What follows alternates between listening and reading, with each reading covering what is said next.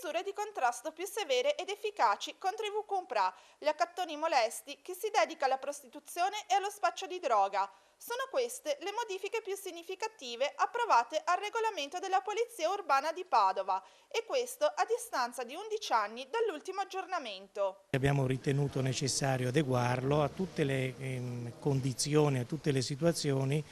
che si sono create e che influiscono nella vita della nostra comunità. Nel dettaglio, contro il fenomeno dell'abusivismo commerciale, gli agenti di polizia potranno d'ora in poi provvedere al sequestro della merce anche quando questa è ancora contenuta nei sacchi o nei borsoni, ovvero prima ancora di essere esposta a eventuali clienti. Cambiano anche le misure adottate contro i mendicanti. Ora, oltre alla sanzione, abbiamo la possibilità di sequestrare anche il denaro trovato in loro possesso. Un'altra misura è quella di sanzionare i riders, chi imbratta i muri privati e pubblici, e poi tutta un'altra serie di condizioni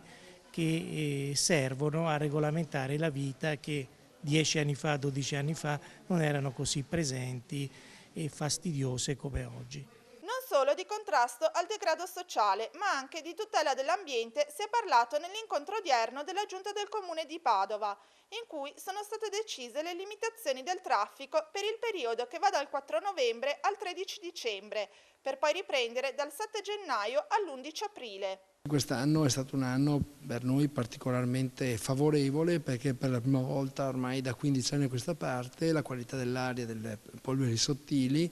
non ha sforato il limite previsto dall'Unione Europea pari a 35 giorni, siamo stati sotto ed è una cosa davvero notevole e per questa ragione anche quest'anno appunto faremo le solite misure di contenimento soprattutto per i veicoli che non sono in regola, quelli che sono i vecchi Euro 3, Euro